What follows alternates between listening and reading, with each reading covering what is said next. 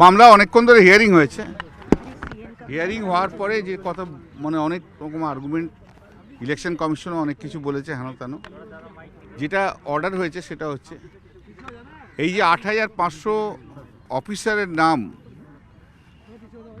Grade B officers, যে নাম আমরা দিয়েছিলাম মানে রাজ্য সরকার দিয়েছিল, সেই ৮৫০০ জন অফিসারকে মাইক্রো অবজারভার হিসেবে ব্যবহার করার জন্য কাল বিকেল ৫টার মধ্যে সবাইকে ইআরওর কাছে রিপোর্ট করতে হবে এবং ইআরওর কাছে রিপোর্ট করার পর ইলেকশন কমিশন তাদের যে ডিটেলস মানে দেবে বায়োডাটা, সেটা দেখে ডিসাইড করে নেবে কাদেরকে অ্যাপয়েন্টমেন্ট করবে কি করবে না। নাম্বার 2, যেটা মোস্ট ইম্পর্টেন্ট, যে এই যে এন্টায়ার প্রসেসে ERO is the final authority to take decision. মানে ইআরও ডিসিশনের ওপর কোনো মাইক্রো অবজারভার বা কোনো অবজারভার যদি পেন্ডিং রেখে দেয় সেটা চলবে না। এবং এই যে মাইক্রো অবজারভাররা অ্যাপয়েন্টমেন্ট হবে তারা সমস্ত ডকুমেন্টসগুলো দেখবে এবং আগে যে হিয়ারিং হয়েছে সেই হিয়ারিংয়েও সব ডকুমেন্টসগুলো দেখবে এবং ডকুমেন্টস দেখে তাদের যে ওপিনিয়ন তাদের ওপিনিয়ন পেশ করবে। Not decision, they will not take any decision. Decision only will be taken by the ERO, not by any other person. এবং আগে যে ডকুমেন্টগুলো বলেছিল যে 13টা ডকুমেন্ট প্লাস এলো অ্যাডমিট কার্ড, এই 14টা ডকুমেন্ট, এই 14টা ডকুমেন্টের মধ্যে একটা ডকুমেন্ট থাকলে সেই ডকুমেন্টকে অনুযায়ী তাদের নাম ক্লিয়ার করতে হবে, গ্রহণ করতে হবে। তো ইয়ারও তাদের নাম, তাদের যা ডিসিশন আছে নেওয়া হবে।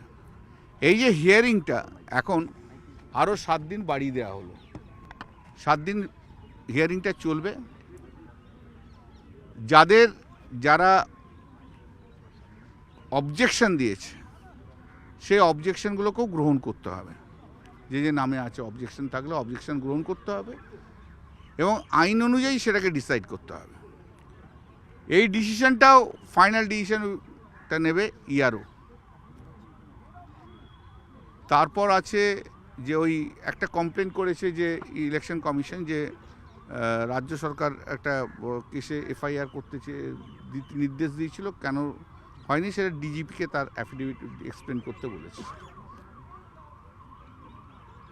মোদ্দা কথা যেটা আজকের ডিসিশন ইয়ের মধ্যে ইম্পর্টেন্টলি, যে 13টা প্লাস একটা অ্যাডমিট কার্ড, এই ডকুমেন্ট প্রডিউস করলে সেই ডকুমেন্টকে গ্রহণ করতে হবে। অবজেকশন দেবে যারা, ক্লেম করবে যারা, তাদের যে এলিজিবিলিটির ভিত্তিতে সেটাকে ইআরও উইল টেক ডিসিশন। একদিন পর্যন্ত কী হচ্ছিল, আজ পর্যন্ত ইআরও ডিসিশন নিল সেটাকে পেন্ডিং রেখে দিত। Micro observer, election commission, pending, সেটা আর চলবে না। ইলেকশন কমিশনের decision is final, ERO decision is final. ERO যা ডিসিশন নেবে সেই ডিসিশন অনুযায়ী চলতে হবে। এটাই হচ্ছে আজকের মেন অর্ডারের পার্ট। নেক্সট মানডেতে ম্যাটার আবার হিয়ারিং হবে, লং হিয়ারিং, এটা হিয়ারিং চলবে। কিন্তু একটা কথা বলেছে যে ইলেকশন কমিশনের সব ডিসিশনই তারা দেখবে, দে লুক ইনটু দ্যাট। এবং একটা অ্যাপ্রিহেনশন আমরা যেটা বলেছিলাম যে মুহূর্তে ফাইনাল ভোটার লিস্ট বার করে দেবে এবং তারপরে নোটিফিকেশন হলে তখন কোর্ট দেখতে চায় না, সেটাও বলছে আমরা দেখব,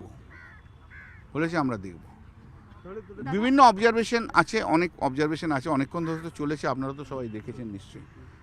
এরপর যে যার মতো করে রিপোর্ট করবেন। দাদা, একটা জিনিস আজকে বারবার করে কমিশনের তরফ থেকে এই ৮৫০৫ জনকে কিছুতেই গ্রহণ করার চেষ্টা, এটাই তো ওদের অ্যাডামেন্ট অ্যাটিটিউড।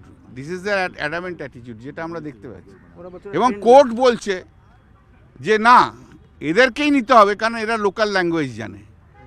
তুমি যে বাইরের থেকে যাকে নিয়ে আসছো ইউপি বিহার থেকে, সে তো আর লোকাল ল্যাঙ্গুয়েজ জানবে না। অতএব লোকাল নামটা কি হবে সেটা তো তারা বলতে পারবে। এটাই তো মেন কন্টেনশন।